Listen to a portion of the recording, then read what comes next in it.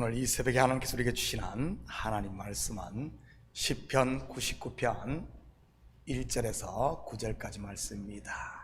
제가 봉독해 올리도록 하겠습니다. 여호와께서 다스리시니 만민이 뜰 것이요 여호와께서 그룹 사이에 좌정하시니 땅이 흔들릴 것이로다. 시온에 계시는 여호와는 위대하시고 모든 민족보다 높으시도다. 주의 크고 두려운 이름을 찬송할지니 그는 거룩하심이로다.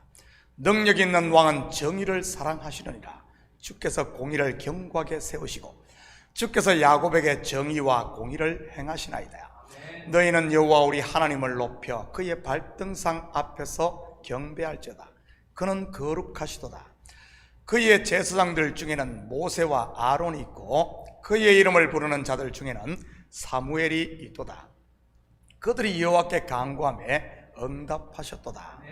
여호와께서 구름 기둥 가운데서 그들에게 말씀하시니 그들은 그가 그들에게 주신 증거와 율례를 지켰도다. 여호와 우리 하나님이여, 주께서는 그들에게 응답하셨고 그들의 행한 대로 갚기는 하셨으나 그들을 용납하신 하나님이시니이다. 너희는 여호와 우리 하나님을 높이고 그 성산에서 예배할지어다. 여호와 우리 하나님은 거룩하심이로다. 아멘. 좋은 아침입니다. 여러분에게 하나님은 어떤 분이십니까? 높고 높은 보좌 위 하늘 저편에 계신 하나님입니까? 아니면 오늘도 나와 함께 계시는 임마누엘의 하나님이십니까?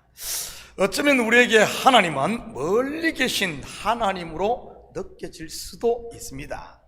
이름부터가 좀 생소하지 않습니까? 여호와 하나님 말이지. 뿐만 아니라 하나님을 우리가 말씀으로 만나다 보니 마치 성경책 속에 갇힌 하나님으로 생각할 수도 있고요. 요즘은 특히 더 그렇지 않습니까? 사람들이 책들을 읽지 않으니 말입니다. 그런데 이스라엘 백성들에게 하나님은 어땠는지 볼까요? 1절입니다. 여호와께서 다스리시니 만민이 뜰 것이요 여호와께서 그룹 사이에 좌정하시니 땅이 흔들릴 것이로다.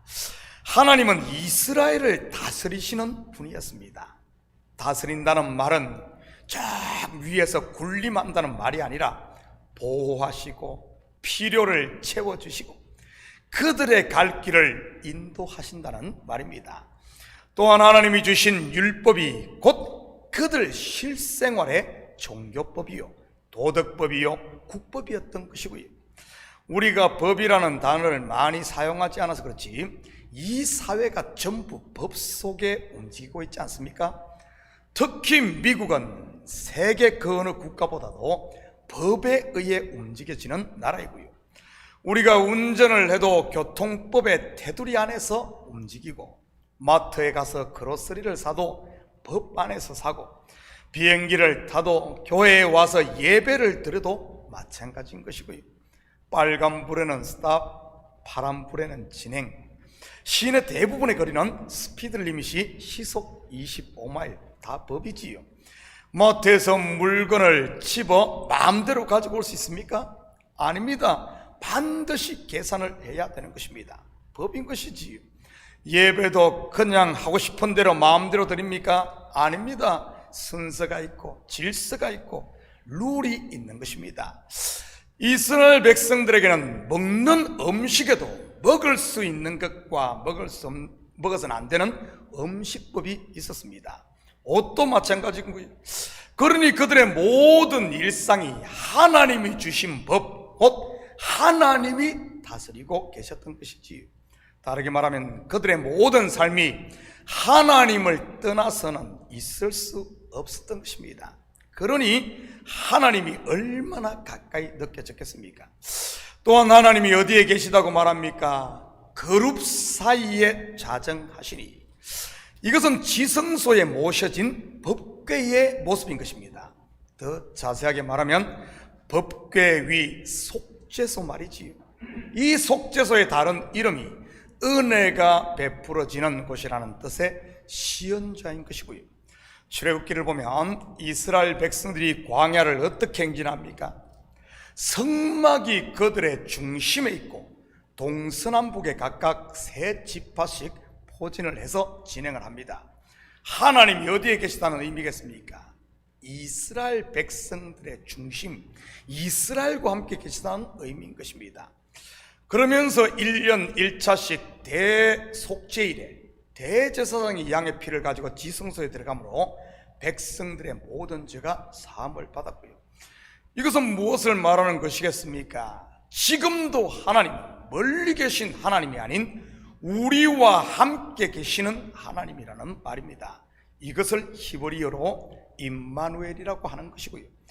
구약에서 성부 하나님께서 그들과 함께 계셨다면 복음서에서는 성자 하나님께서 친히 자기 백성들 가운데 계셨으며 지금은 성령 하나님이 우리 가운데 계시는 것입니다. 물론 이 성부, 성자, 성령은 한 하나님인 것이고요.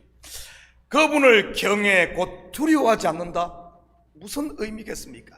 그 속에 하나님이 없다는 말입니다. 다시 말해 하나님의 백성이 아닌 것 말이지. 여러분은 하나님을 경외하십니까? 말씀을 두렵고 떨림으로 그리고 감사함으로 받습니까? 그렇다면 여러분 가운데 하나님이 계신 것이고요. 저는 우리 식구들이 하나님의 다스리심과 죄사함의 은혜 아래에 감으로 늘 하나님과 동행하는 삶이 되시기를 축복합니다. 2절입니다. 시온에 계시는 여호와는 위대하시고 모든 민족보다 높으시도다. 이번에는 하나님이 시온에 계신다고 소개를 하네요. 무슨 의미겠습니까? 이스라엘 백성들이 약속의 땅을 기업으로 받은 후 다윗 시대 때 이스라엘의 하나님의 언약궤를 시온 산성으로 모셔오게 됩니다. 그 후 솔로몬이 그곳에 성전을 짓고 그곳에 하나님의 임재를 상징하는 법궤가 모셔지고요. 그리고 그곳에 바로 왕궁도 세워집니다. 솔로몬에 의해서 말이지. 여호와가 시온에 계시다는 말은 하나님이 자기 백성 이스라엘을 통치하신다는 말입니다. 그것도 왕으로 말이지. 저는 우리 식구들 한 명 한 명 마음과 가정 그리고 삶의 중심에 하나님이 왕으로 다스리는 복이 있기를 축복합니다. 가장 위대한 왕, 모든 민족보다 높은 왕 중의 왕이 말입니다. 만왕의 왕이 다스리는 백성 얼마나 안전하겠어요? 그러니 그분을 찬양하지 않을 수 없는 것이지요. 4절입니다. 능력 있는 왕은 정의를 사랑하시느니라. 주께서 공의를 견고하게 세우시고 주께서 야곱에게 정의와 공의를 행하시나이다. 세상에 힘 있는 사람들을 보면 그 힘이 더하면 더할수록 어떻게 변하던가요? 자기 마음대로 주무르려고 합니다. 일명 독재 말입니다. 그래서 민주국가의 통치 형태가 삼권 분립을 하고 있는 것이고요. 대통령이 수장인 행정부와 법을 만드는 입법부 그리고 사법부로 말이지. 왜 그렇게 합니까? 힘의 집중을 막아 독재하지 못하게 하기 위해서인 것입니다.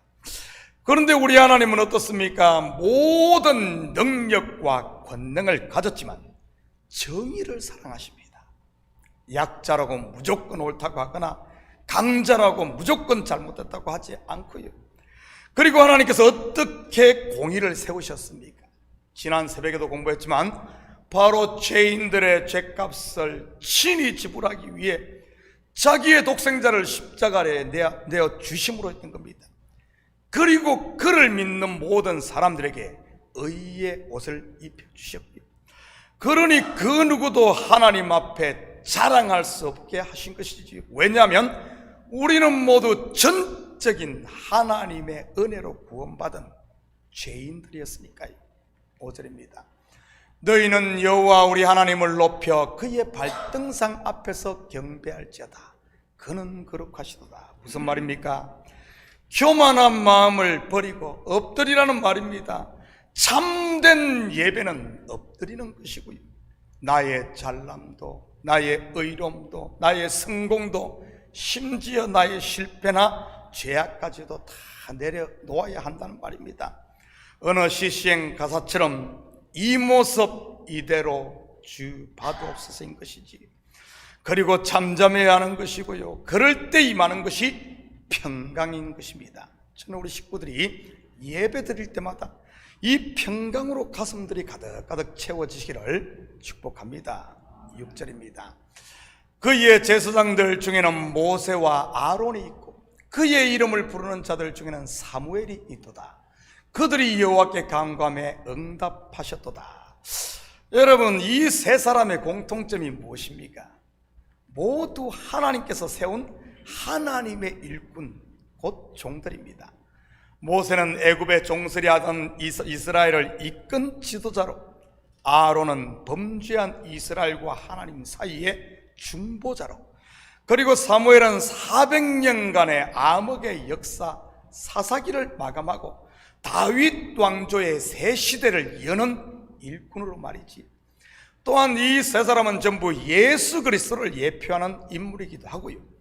그들이 간구한 것이 무엇입니까? 범죄한 이스라엘을 위한 긍휼과 자비를 하나님께 간구했습니다. 물론 하나님께서는 그들의 기도를 들으시고 은혜를 베풀어 주셨고요. 그들의 기도와 맥을 같이 하는 기도가 우리가 주일에 공부했던 요한복음 17장인 것이고요. 예수님께서 제자들이 전한 복음을 듣고 죽게 돌아올 우리들을 위해 한 기도 말입니다. 그리고 지금도 성령께서는 우리 속에서 말할 수 없는 탄식으로 친히 간구하고 계시고요. 누군가 나를 위해 기도하고 있다는 사실 얼마나 감사합니까? 그런 면에서 보면 저 또한 참으로 많은 복을 받은 사람입니다. 지금도 저를 위해 기도하는 분들이 세계에 얼마나 많은지 몰라요. 한국에서도 저를 위해 기도하는 기도 그룹이 2개나 있고, 온두라스 선교사님 부부도 저를 위해 얼마나 열심히 기도하는지 모릅니다. 뿐만 아니라 요즘은 우리 성도들 또한 저를 위해 많이들 기도하지. 목사가 편안할 때는 저를 위해 기도하는 분들이 별로 없었던 것 같은데 지금은 얼마나 많이들 기도하시는지. 저는 수많은 사람들에게 기도의 빚을 지고 살고 있습니다. 남은 생에 이 빚을 다 갚고 가야 할 텐데 말입니다. 요즘에는 신경 쓰지 않아도 될 쓰잘데없는 일에 너무 많은 시간을 빼앗겨서 언제 그 기도의 빚을 다 갚을지 모르겠습니다. 빨리 모든 일들이 정리정돈돼서 기도하는 일과 말씀 전하는 이 목회의 본연에 전심전력해야 한데 말입니다. 그 일을 위해서도 꼭 기도해 주시기 바랍니다. 한 절만 더 보고 마칩니다. 9절입니다. 너희는 여호와 우리 하나님을 높이고 그 성산에서 예배할지어다. 여호와 우리 하나님은 거룩하심이로다. 사랑하는 성도 여러분, 오늘 하루도 여러분이 선 곳이 거룩한 성산이 되셔서 하나님을 높이 찬양하는 이런 예배자로 살 수 있기를 예수님의 이름으로 축복합니다. 같이 기도하십시다. 사랑의 아버지 하나님, 참으로 감사를 드립니다.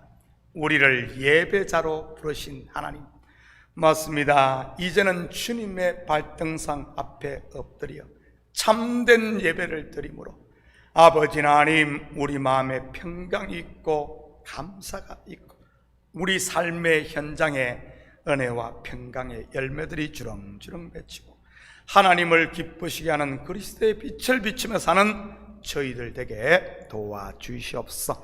감사드리며 예수님의 이름으로 기도드립니다. 아멘.